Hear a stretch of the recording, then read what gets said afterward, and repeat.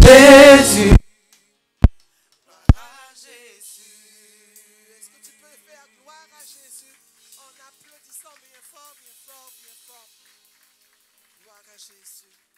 Seigneur, nous te donnons toute la gloire. Est-ce que mon frère, ma soeur,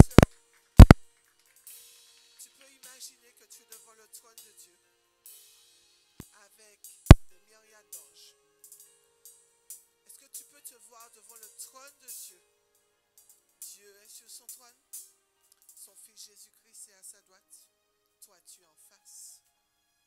Et tu es parmi les anges. Tu es parmi les archanges. Tu es parmi les séraphins. Tu es parmi tous ceux qui t'ont précédé. Tu es parmi les 24 vieillards et tu applaudis à la gloire de Dieu. Alors applaudis encore à la gloire de Dieu.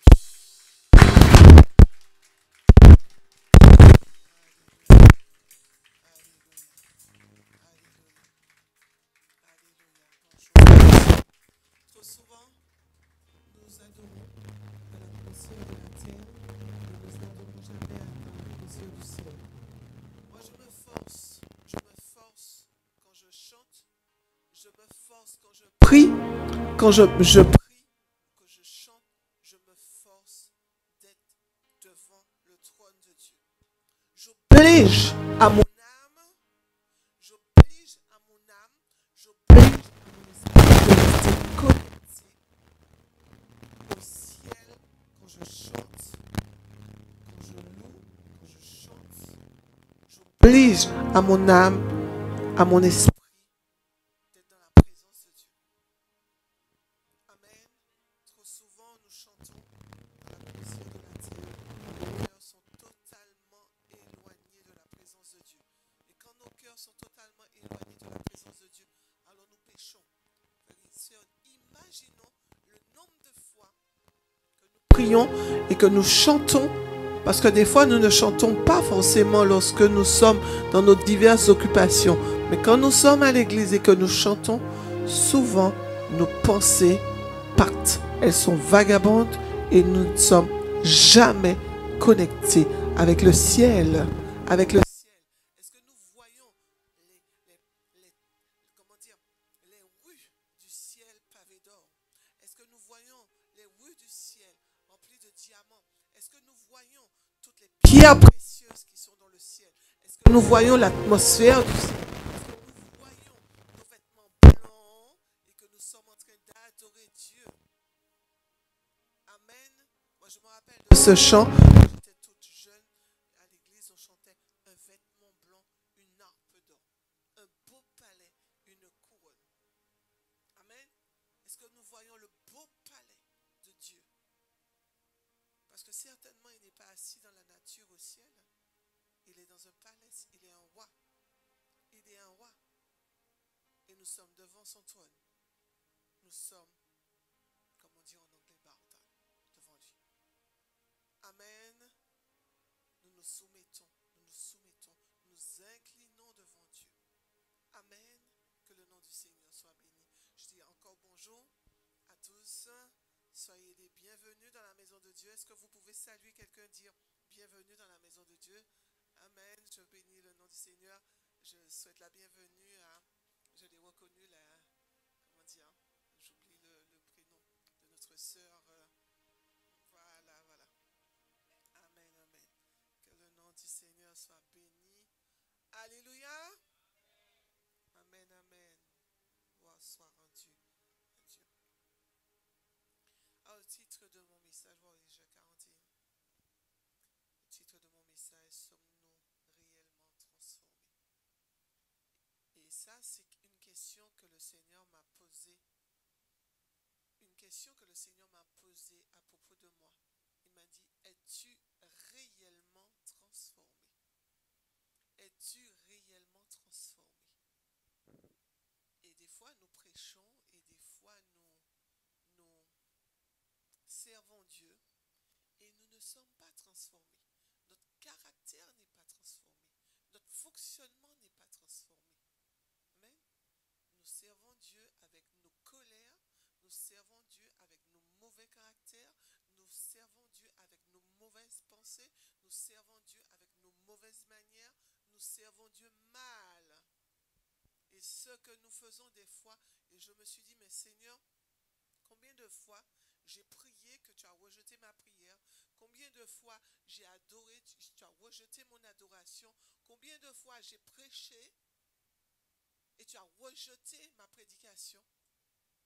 Combien de fois j'ai posé cette question au Seigneur? Combien de fois je t'ai servi et que tu as rejeté ce que j'ai fait? Pourquoi? Parce que je ne suis pas encore assez transformé. Amen. 2 Corinthiens 3, verset 18 nous dit, ainsi, je l'ai pris la version Martin, sommes-nous ainsi tous qui contemplons, nous connaissons ce verset, comme en un miroir, la gloire du Seigneur à face découverte, nous sommes transformés en la même image de gloire en gloire, comme par l'Esprit du Seigneur. Nous sommes transformés de gloire en gloire. Mais souvent, nous lisons ce verset, mais nous ne sommes pas transformés. Nous ne sommes pas transformés. Amen.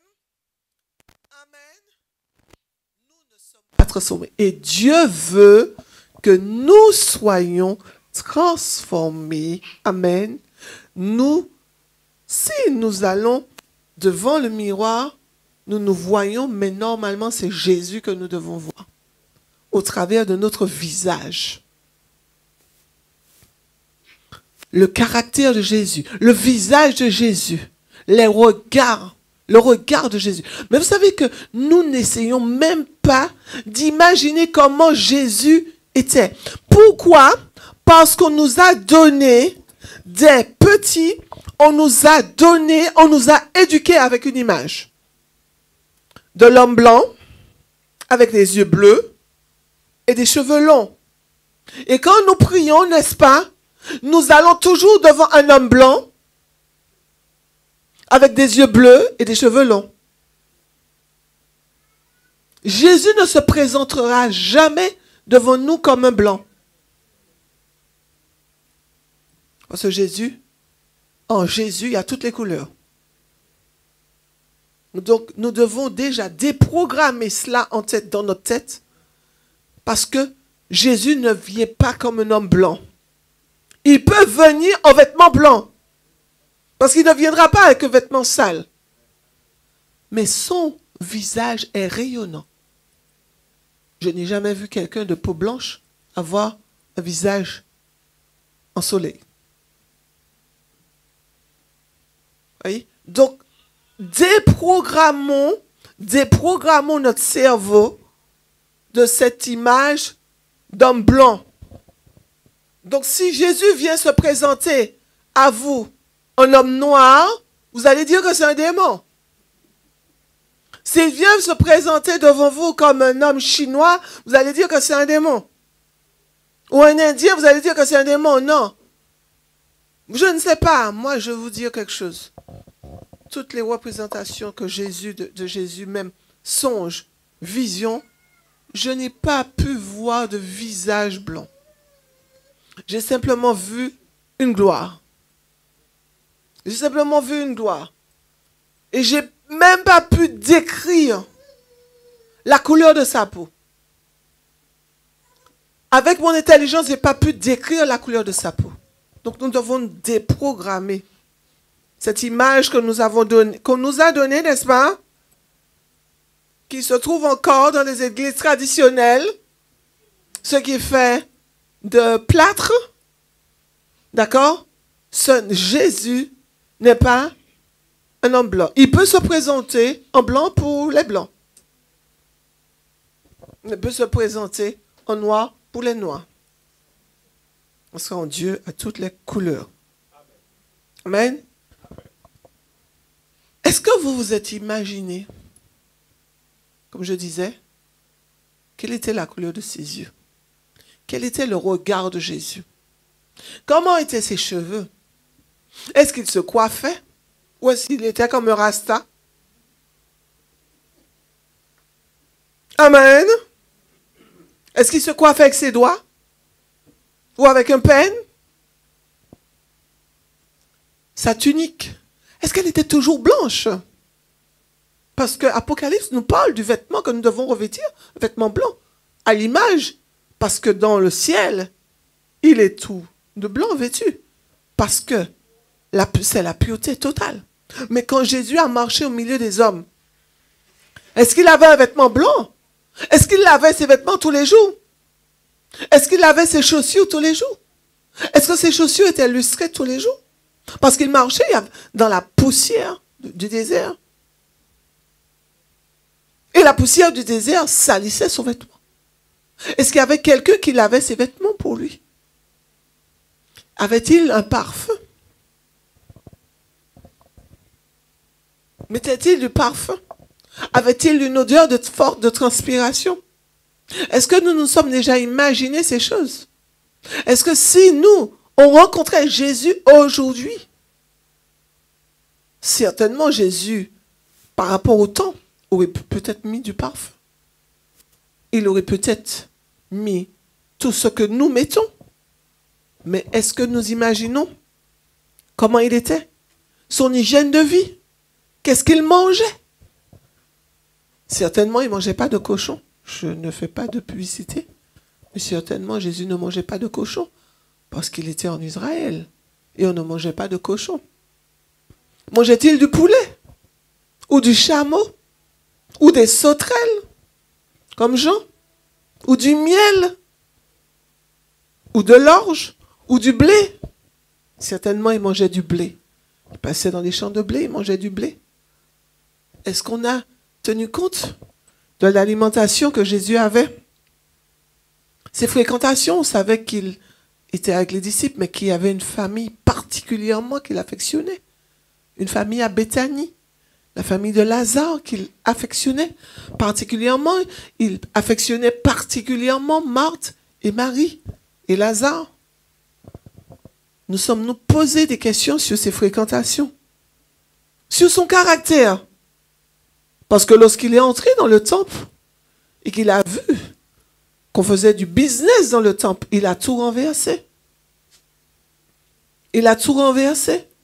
Mais est-ce qu'on garde une image d'un Jésus colérique ou un Jésus qui se met en colère parce qu'il estime que ce qui devait se faire ne se fait pas et qu'autre chose se fait?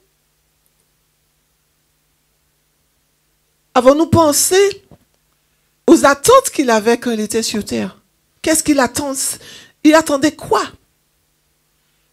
de ses disciples? Avant qu'il attende la repentance, il s'attendait, il avait des attentes de ses disciples.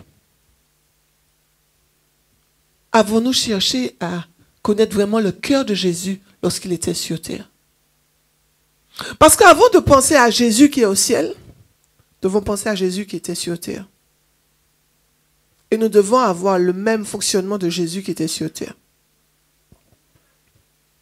Parce que si tu ne peux pas être comme Jésus qui était sur terre, tu ne peux pas être comme le Jésus céleste. Est-ce que tu as entendu, mon frère, ma soeur? Si nous ne pouvons pas être comme Jésus, à l'image de Jésus terrestre, celui qui était sur terre, nous ne pourrons pas être comme le Jésus qui est au ciel. Parce que Jésus qui est au ciel est la gloire totale. Amen. La Bible nous dit, on a vu ça dernièrement, mon époux l'a vu. Jésus n'avait ni beauté ni éclat pour attirer les regards. Je l'ai pris aussi dans la version Martin et dit, il n'y a eu en lui ni forme, ni apparence quand nous le regardons. Il n'y avait rien en lui à le voir qui fasse que nous le désirions. Ça veut dire que c'était quelqu'un qui n'attirait pas les gens physiquement. Et il n'y avait que le côté spirituel de Jésus.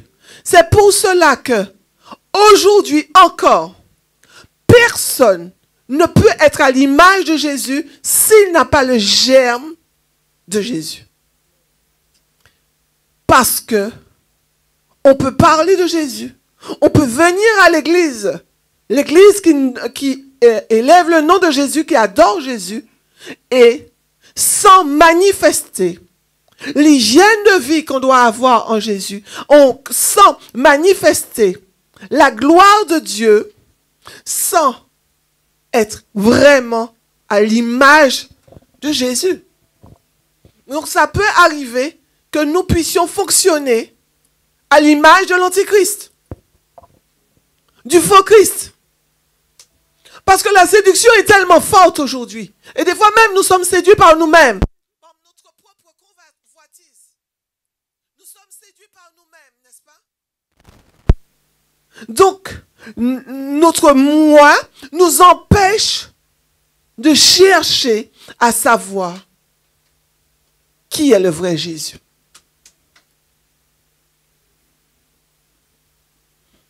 Amen. Ce matin, vraiment, je veux vraiment que nous puissions parler du vrai Jésus. Parce que c'est une question que le Seigneur m'a posée à moi-même. Je me suis dit, mais Seigneur, ce que tu veux vraiment de moi, je ne suis pas encore dedans. Je ne suis pas encore dedans. C'est que moi, je disparaisse pour que Jésus apparaisse en moi. Mais ça passe par un brisement total. Frères et sœurs, je ne demande pas le brisement. Mais je sais que le brisement total, ça passe par un chemin difficile. Et on dit au Seigneur, Seigneur, apprends-nous à supporter le brisement. Apprends-nous à supporter. Mais l'Église de Dieu, non, on n'est pas prêt. On n'est pas prêt. On n'est pas prêt à regarder les hommes comme Jésus les regardait. On n'est pas prêt. Satan, aujourd'hui, qu'est-ce qu'il fait? Pour pouvoir nous déstabiliser, il utilisera les hommes pour nous déstabiliser. N'est-ce pas? Est-ce que le Satan utilise les chiens pour nous déstabiliser? Sauf certaines personnes qui ont peur des chiens.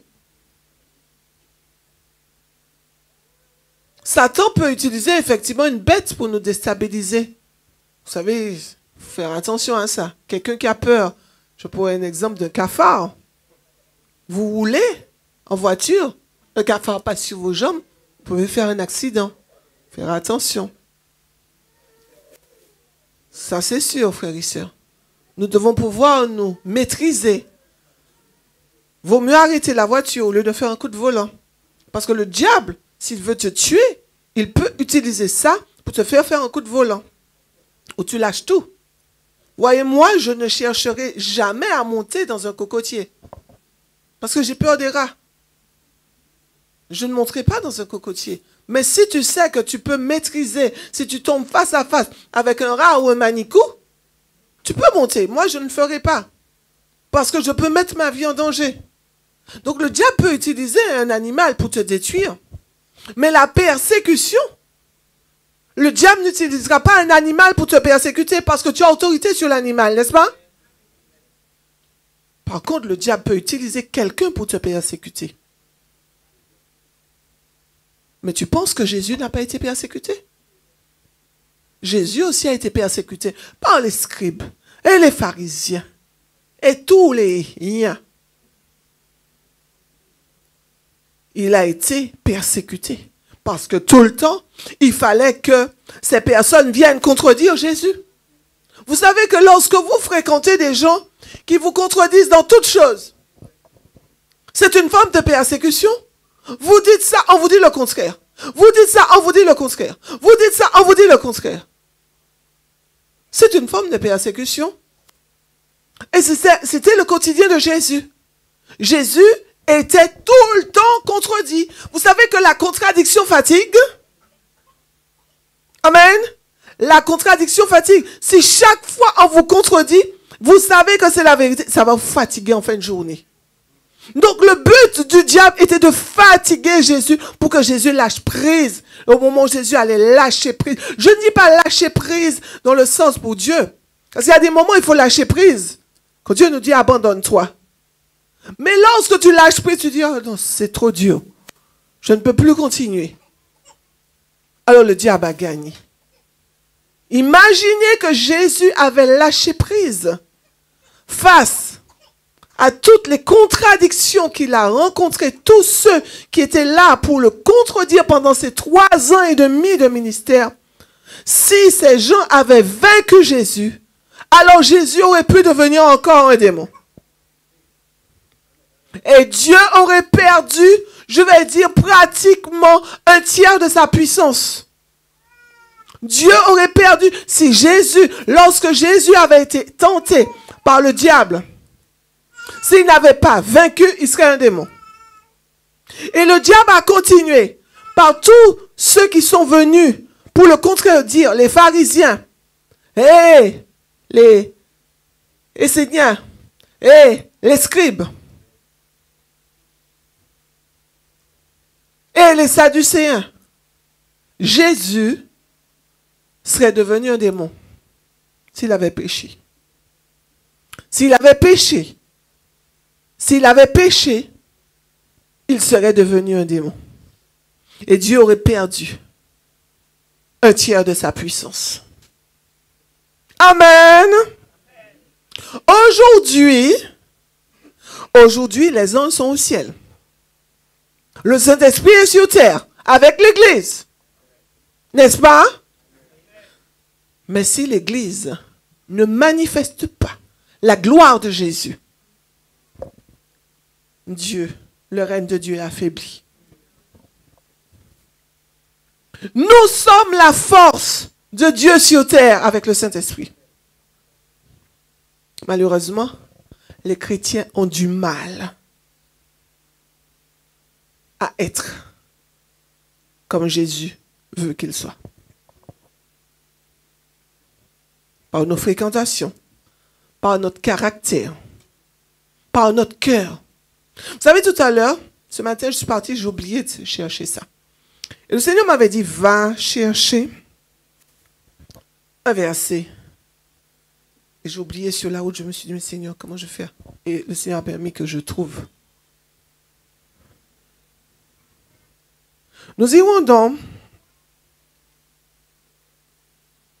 1 Samuel. 1 Samuel 18.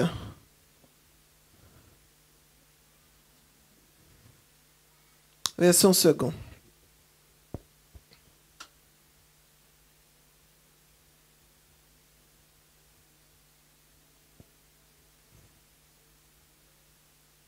David avait achevé de parler à Saül. Nous savons que Dieu a utilisé David pour vaincre Goliath. Il dit, David avait achevé de parler à Saül. Et dès lors, l'âme de Jonathan, fut attachée à l'âme de David. Et Jonathan, l'aimait comme son âme. Alors, j'ai entendu dire, bien sûr, par une certaine communauté qui connaît la parole de Dieu, et que David et Jonathan étaient des joyeux. Un blasphème. David avait des femmes après. Il a eu des femmes après. Je ne sais pas s'il était... Voilà. Mais en tout cas, lorsqu'on va dans la Bible en hébreu et qu'on regarde aimer, ça n'a rien à voir avec le aimer, parce que le aimer les hommes en hébreu, je crois c'est ha-ha-ba. Ha-ha-ba. Et je suis allée chercher. Maintenant, je crois que c'est aimer selon Dieu. Je n'ai pas vraiment étudié, mais quand je suis allée chercher ha-ha-ba, Je n'ai pas trouvé à Abba. Aimer les hommes, aimer selon le sexe, mais c'est aimer selon Dieu. Je crois que c'est agapé. Je n'ai pas regardé pour voir si c'était, parce que je n'ai pas eu le temps était trop court pour voir si c'était vraiment agapé. Mais j'ai cherché à Abba, selon les hommes, c'était pas là. Donc, David, Jonathan, n'a pas aimé David comme on veut le faire croire, mais il a aimé David selon Dieu. Et l'image de David et de Jonathan doit être comme Jésus et nous. Amen. Jonathan a vu, pourtant Jonathan aimait son père. Jonathan était sur le terrain de guerre avec son père parce qu'il a vu ce que David a fait. D'accord? Donc il était dans la bataille. C'était un guerrier. Mais il n'avait pas l'onction de David. Et il a reconnu qui était David. À partir du moment où il a reconnu qui était David, il a vu le caractère de David. Il a vu le fonctionnement de David. Alors son cœur a aimé David. Et dit que il aimait comme son âme. Ça veut dire comme lui-même. Qu'est-ce que Jésus a dit? Qu'est-ce que le Seigneur a dit? Tu aimeras le Seigneur ton Dieu de tout ton cœur, de toute ton âme, de toute ta pensée,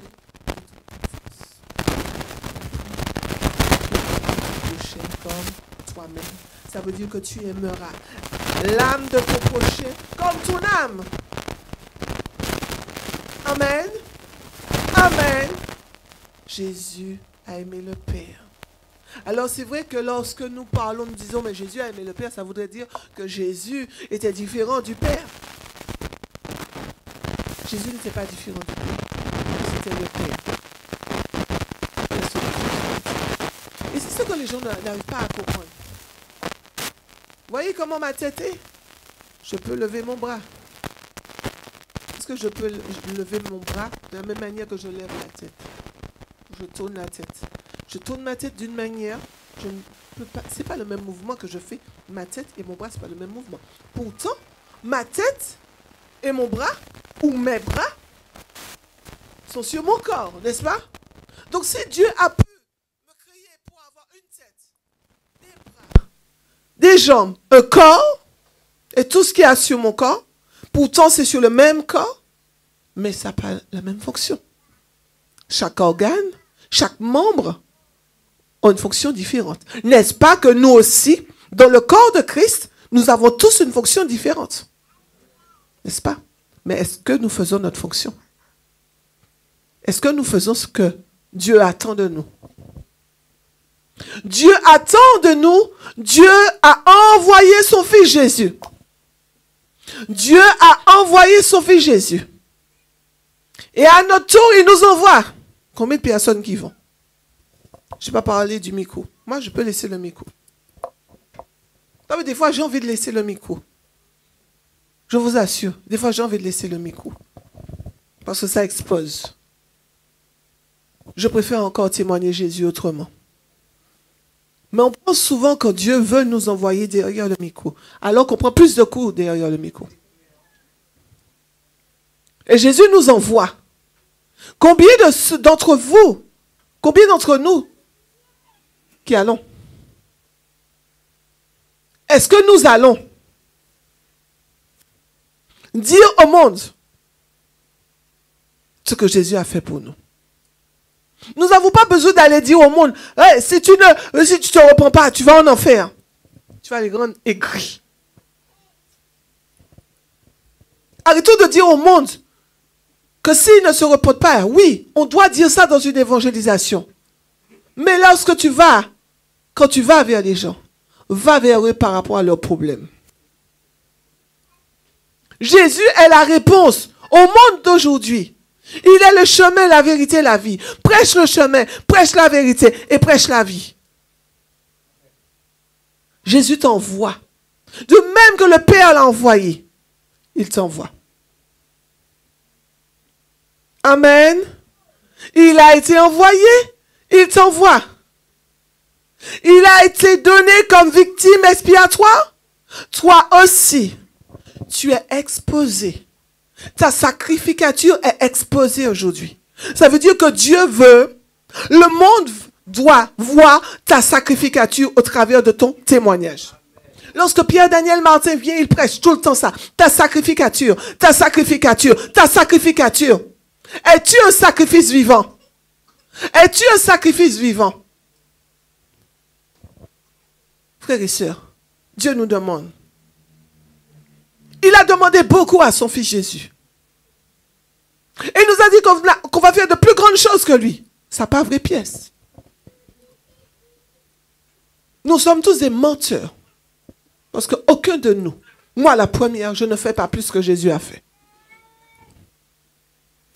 Jésus marchait des kilomètres et des kilomètres, prêchait. Et aussi en Israël, il y a le soleil. Et Jésus n'allait pas seulement en Israël, il allait toujours de l'autre bord. Vous savez, quand j'ai étudié de l'autre bord, il était en Galilée. Il était en Galilée. Je vais vous dire déjà, la Galilée, il faut marcher en Galilée. Mais pour sortir en Galilée, pour aller de l'autre bord, sur le territoire païen, il y a de la route à faire. Il y a de la route à faire. Et Jésus a marché au soleil. Jésus a marché au soleil. Il a marché au soleil. Il n'avait pas de parapluie. Il n'avait pas de chapeau. Ça veut dire que Jésus transpirait. Il sentait la sueur. Il y a des moments, certainement, Jésus ne sentait pas bon. Mais il allait. Nous avons des voitures climatisées. Nous avons des voitures climatisées. Qui n'a pas de clim dans sa voiture? Nous avons des voitures climatisées. Si nous n'avons pas de clim dans nos voitures, c'est que c'est en panne. Toutes les voitures sont climatisées aujourd'hui. Amen. Mais nous refusons d'aller. Jésus a été envoyé. Si nous manifestons la gloire de Yeshua, si la gloire de Yeshua est manifestée en nous, alors Jésus, il a été envoyé, nous aussi, nous sommes envoyés. Nous devons aussi exposer notre sacrificature. Nous devons aussi manifester la charité, l'amour. Alors, qu'est-ce que c'est l'amour et la charité? C'est quelque chose de compliqué. Vous savez que dans l'Église, le problème de l'Église, c'est que l'Église attend l'amour. Mais l'Église ne donne pas l'amour. Tout le monde attend l'amour. L'amour des autres. L'amour du pasteur. L'amour des frères et sœurs. Mais tu n'es pas un frère, tu n'es pas une sœur pour donner l'amour. Donne l'amour. Si moi je donne, toi tu donnes, tout le monde est satisfait. Mais tu ne donnes pas et tu attends. Je ne sais pas pour vous, mais je dis quelqu'un va entendre. On donne. Jésus s'est donné. Alors donne. Jésus a donné son temps. Souvent on donne notre temps, mais on murmure. Amen.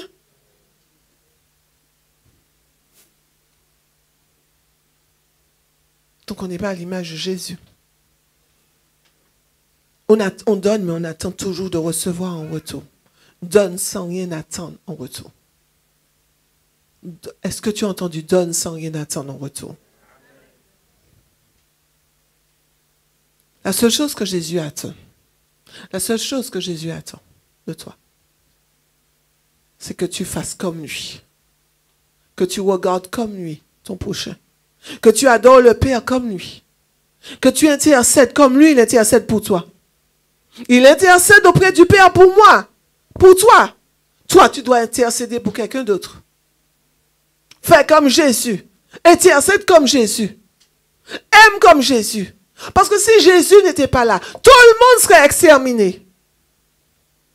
C'est Jésus qui intercède dans le cœur du Père en notre faveur. Qui dit au Père, non, pas encore. Ne frappe pas encore. Attends encore. Donne-lui encore une dernière chance. Est-ce que nous faisons ça? Amen. Jésus a été envoyé pour transformer les vies. Personne ne prétend ne peut prétendre emmener la transformation dans la vie des gens s'ils ne sont pas transformés eux-mêmes. Des fois, nous voulons que les gens soient transformés, alors que nous-mêmes ne sommes pas transformés. Avant d'attendre la transformation des autres, demande au Seigneur de te transformer. Est-ce que ton caractère est transformé? C'est ce que le Seigneur m'a dit. Et je peux vous dire, frères et sœurs, vous savez, une des choses que Dieu est en train de travailler plus dans ces temps pour moi, il avait déjà commencé à travailler mon caractère. Là, il travaille mon caractère à un autre niveau. Il travaille mon caractère à un autre niveau. Et il veut que je meure à moi-même. Ça ne veut pas dire que vous devez me faire des choses pour me fâcher. Ne donnez pas de coup de main à Dieu. Amen. Laissez Dieu faire. Parce que si vous donnez un coup de main à Dieu, peut-être que vous pouvez rentrer dans la chair. Amen. Je ne peux pas proclamer la transformation sur vos vies si moi-même je ne suis pas transformé. On vient à l'église, mais on est toujours jaloux. On est toujours envieux. On est toujours dans le mensonge. Donc on est désarmé. On est désarmé. On n'a pas de bouclier. Parce que si il y a une des choses qu'on n'a pas, on n'a pas l'armure. Il faut avoir toutes les armes. Sommes-nous dans la vérité? Le problème des chrétiens, c'est qu'il y a beaucoup de mensonges dans l'église. Le problème des chrétiens de l'église, c'est que l'église voit beaucoup par les yeux et non par la foi. Des fois, on est prophétique par rapport à ce qu'on a vu. On n'est pas prophétique par rapport à ce que Dieu révèle. On voit quelqu'un avoir une attitude et on commence à faire une déduction et on prophétise là-dessus. On ne doit pas prophétiser sur le comportement. Vous savez, je peux venir, je peux rentrer avec un visage très monstré et je vous trompe. Vous pensez que j'ai un problème, je n'ai aucun problème. Et le Seigneur me dit, tais-toi, ferme ta bouche, tu n'as rien à dire aujourd'hui. Ferme ta bouche, reste en silence. Mais vous me voyez avec un visage fermé, comme vous pensez que j'ai un problème dans mon foyer. Amen. Et souvent, les pasteurs sont très observés, comme ça. Il suffit que le visage soit un peu fermé. Ah, pasteur Emmanuel doit avoir un problème avec son épouse. Ça vous trompe? Amen. Amen. Est-ce qu'on a le cœur de Jésus? Est-ce qu'on a le cœur de Jésus? Et là, j'ai compris, j'ai dit, Seigneur, je veux avoir ton cœur. Je sais qu'il y a un prix à payer. C'est difficile, mais je dois y arriver. Je dois pouvoir répondre aux gens. Jésus répondait, n'est-ce pas? Jésus répondait aux scribes et aux pharisiens et tous ceux qui l'attaquaient. Il répondait. C'est à la croix qu'il n'a plus ouvert la bouche. Parce que tout était accompli. Il avait accompli sa mission. Mais tant qu'il n'avait pas terminé la mission sur terre, il parlait, il répondait. Tu as le droit de répondre. C'est pas parce que Dieu t'a dit, voilà, donne la joue. Souvent, on pense que si on t'a frappé sur une joue, de donner l'autre joue. Non, je sais pas forcément. Je me rappelle, mon père avait fait ça à mon grand-père. Mon papa avait eu un petit dérapage avec mon grand-père. Il était tout grand, hein, il avait plus de 40 ans. Et puis, mon grand-père s'est énervé. Et puis, il est allé, il a mis son visage devant la main, parce que mon grand-père aimait donner des claques. Il a mis son visage devant la main de son papa. Il a dit à son papa, papa, bats-moi en calotte. On a entendu bas. Il dit, mais papa, bats-moi en calotte. Mais on sent que dans son corps, il avait envie de réagir, mais il n'aurait jamais levé. Parce qu'il savait que s'il avait levé les mains sur son père, ce serait une malédiction. Donc il ne l'a pas fait, mais il ne faut pas non plus provoquer. Il avait provoqué son père. Mais mon frère, ma soeur, donner ta joue, c'est aussi Lorsqu'on te fait quelque chose, manifeste le caractère de Christ. Tu peux répondre à la personne. Tu peux mettre la personne en face de ses responsabilités. Tu peux lui dire, écoute, je ne suis pas ton ami. Tu n'as pas à me parler comme ça. Mais reste dans le couloir de Jésus. Reste dans le couloir de Jésus. Vois les situations comme Jésus pourrait voir. Ne tire pas de mauvaises déductions. Mais analyse toute situation comme Jésus a analysé. Que ton cœur soit comme le cœur de Jésus. Que ton cœur soit comme le cœur de Jésus. Comme Jonathan et David. Son cœur s'était attaché. Si tu as vu ce que Jésus a fait, si tu reconnais que ce que Jésus a fait à la croix était précieux, est-ce que tu entends mon frère, ma soeur? Si tu reconnais que ce que Jésus a fait à la croix était quelque chose de précieux, alors, fais comme Jésus. Fais quelque chose de précieux à partir d'aujourd'hui. Amen. Afin que ton cœur soit connecté à celui de Jésus. Jésus n'a pas souffert du manque d'amis. Nous, souvent, parce que nous n'avons personne qui nous côtoie. Jésus avait très peu d'amis. Mais il a fait le travail de Dieu. Nous souffrons parce que nous n'avons pas assez d'argent. Combien de millions, avec combien de millions que Jésus a fonctionné sur terre? Il a fonctionné par la foi. Amen. Nous souffrons parce que nous n'avons pas de biens matériels. Tout ce que Jésus a laissé était au ciel. Il n'est venu avec rien. Il est descendu sur terre comme un enfant. Il aurait pu descendre déjà comme un lion. Il aurait pu venir, sortir du ciel, descendre comme les anges. Il est Dieu. Mais il est venu comme un enfant, nu. Amen. Faisons comme Jésus. Faisons comme Jésus. Ayons le caractère de Jésus. Ayons les yeux de Jésus. Ayons le comportement de Jésus. Ayons l'hygiène de vie de Jésus. Ayons les fréquentations de Jésus. Faisons comme Jésus. Ne cherchons pas à avoir beaucoup de personnes autour de nous. Ne cherchons pas à avoir beaucoup d'amis. Ne cherchons pas à avoir beaucoup de personnes. Il n'y avait que Jean. Il n'y avait que Jean, l'apôtre Jean, qui mettait sa tête sur l'épaule de Jésus. Il était le seul. Jésus avait plusieurs apôtres, plusieurs disciples. Mais c'était seulement Jean qui osait mettre sa tête sur son épaule. Amen. Jésus n'allait pas manger. C'est vrai qu'il est allé manger sur certaines personnes, mais Jésus restait à sa place. Souvent, il se retrouvait dans le désert pour pouvoir prier. Amen. Il se trouvait seul. Alors, manifestons le caractère de Jésus et nous allons voir sa gloire. Amen. On peut se mettre debout.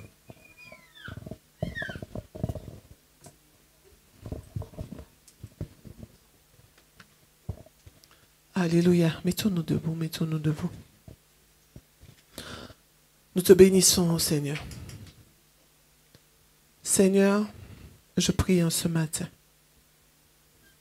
que ton Saint-Esprit puisse nous guider, que ton Saint-Esprit puisse nous parler, que ton Saint-Esprit puisse nous corriger, que ton Saint-Esprit puisse nous corriger. Nous nous abandonnons entre tes mains, Seigneur. Je veux que mes yeux soient comme les yeux de Jésus. Je veux que mon esprit soit comme l'esprit de Jésus. Je veux que mon âme soit comme Jésus. Mon cœur soit comme Jésus. Seigneur, je ne veux pas parler pour parler, mais je veux, Seigneur, te ressembler. Tu peux le dire. Je veux te ressembler. Je veux te ressembler, Seigneur. Je veux te ressembler, Seigneur. Je veux te ressembler, Seigneur, dans mes gestes, dans mes comportements, dans mes paroles, dans mon cœur, Seigneur. Là où je m'irritais, contre les hommes, Seigneur. Donne-moi à ne plus m'irriter, mais à gérer, à répondre sans irritation. Seigneur, donne-moi ton caractère. Alléluia. Alléluia. Seigneur, nous sommes transformés de gloire en gloire. Que notre transformation commence en ce matin. Que notre transformation commence en ce matin. Que notre transformation commence en ce matin. Certainement, il y a des gens, vous êtes en train de ressentir que vous n'êtes pas du tout dedans. Mais avec Dieu, tout est possible. Il est possible qu'aujourd'hui, le Seigneur te dit, même quand tu es déjà dans la maison de Dieu, Dieu te dit, si aujourd'hui vous entendez sa voix, n'endurcissez si pas votre cœur. Souvent, le diable vient nous faire raisonner pour dire, oui, non, mais c'est bon, tout est parfait. Non, rien n'est jamais parfait.